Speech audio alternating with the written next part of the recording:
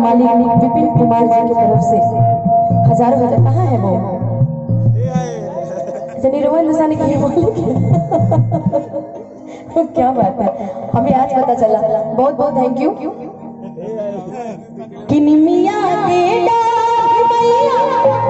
अच्छा कितने लोग ये सुने हैं, ये बताइए, सुने हैं ना आप लोग? अरे हाँ ना।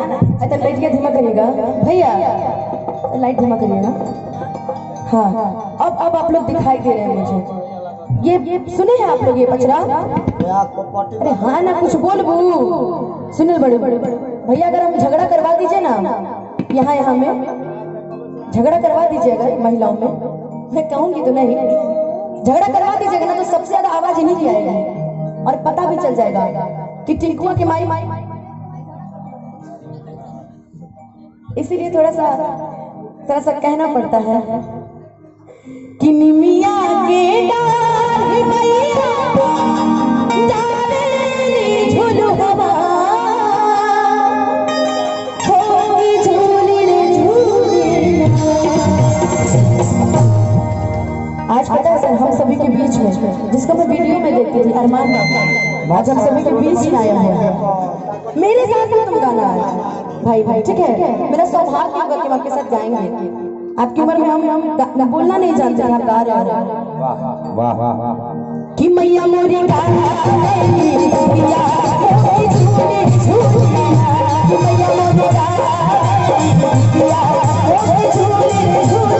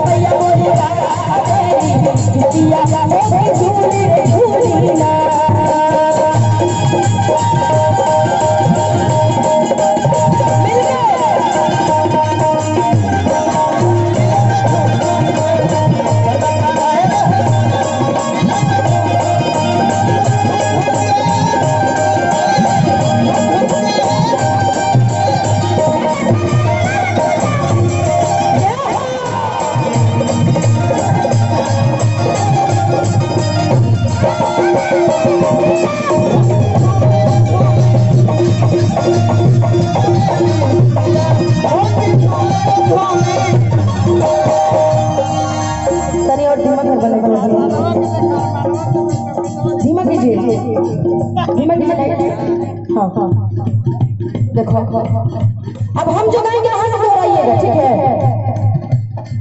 झूलते झूला अरे लाला लेती असिया होगी चल रहती होगी ना।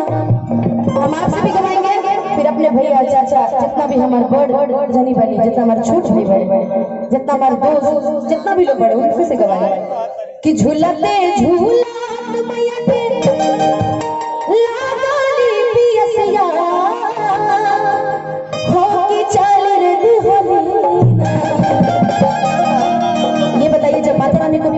तो माता रानी कहाँ जाती है? जरा वहां से एक बार चिल्ला के बोलिए ना, कहाँ जाती है? राइट नाम पे भेजा था। कहाँ जाती है? कहाँ? गंगा जी में। गंगा जी। आप लोग बता सकते हैं, माता रानी को प्यास लगती, माता रानी कहाँ जाती है? अरे कोले पन जो है प्यास में प्राण छोड़। ये दादा, अच्छा इधर से पूछ लेते हैं, जब माता रानी को प्यास लगती तो माता रानी कहाँ जाती है? तो लिख करवा, मतलब लिख करवा, हाँ? बिस्लरी के दुकान हिसाब करिए इनका भाई, तुरंत हिसाब कीजिए। कहाँ जाती है मैम? मैम की तरफ से बड़ा खूबसूरत जवाब आया है, मैं बता दूं क्या जवाब आया है? सही होगा तो ताली बजा के आशीर्वाद दीजिएगा, ठीक है? अब कंजूसी मत करिएगा, ठीक बा? न तो पिहावो हमरा काटे बड़ा बढ़िया आवेला। देख रहे कंजूसी किधर से हो रहा है, सब देख रहे हैं। कि मला हो रिया दुवरिया, जवाब सही है? ताली बजाइए, बताइए। मैंने प्यास सही है? अब ऐसे ताली बजा भी रहिएगा। माला हो रिया दुवरिया मैया जाने रे, माला हो रिया दुवरिया मैया जाने रे।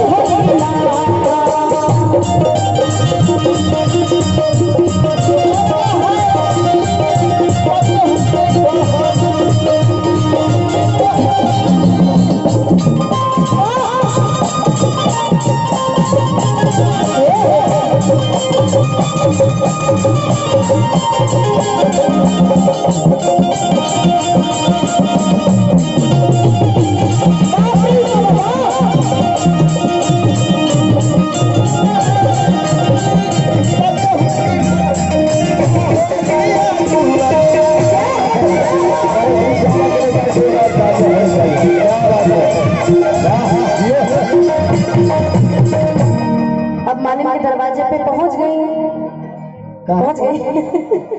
अब जाके दरवाजा खटखटा के कहते हैं कि ए मालिन कि सुहुताला बारूदी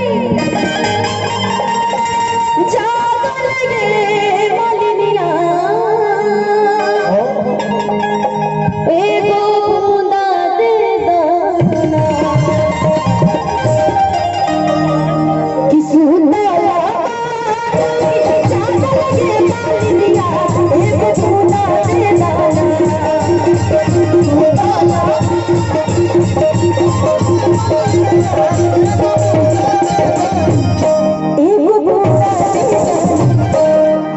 हमें को और भजन एक भजन में गए।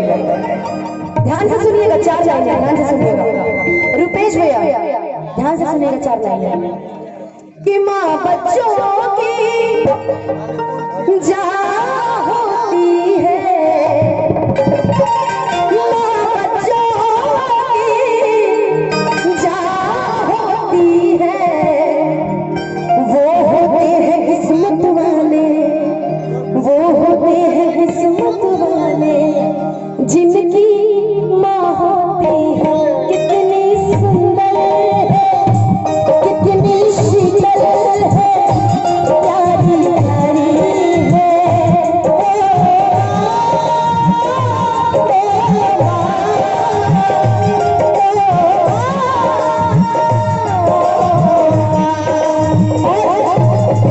सर के बच्चे क्या गाते हैं? सर के बच्चे क्या गाते हैं? चंदा ने पूछा तारों से, तारों ने पूछा हजारों से, चंदा ने पूछा तारों से, तारों ने पूछा हजारों से, सबसे प्यारा कौन है? माँ के बाद जिसका सबसे ज्यादा स्थान होता है एक बेटी के लिए, वो होता है उनके पिता का। तो अगर मम्मी सबसे स्पेशल है तो पापा उससे ज्यादा स्पेशल है, क्योंकि अगर ये दरवाजा है तो आप चाबी हैं। क्यों? जन्नत का ये दरवाजा है तो आप चाबी हैं। सर भी पिता होंगे, सर के भी बच्चे होंगे, तो जितने भी पिता लोग हैं सबके लिए डेडिकेटेड है कि सबसे प्यारा कौन है? कौन है भैया?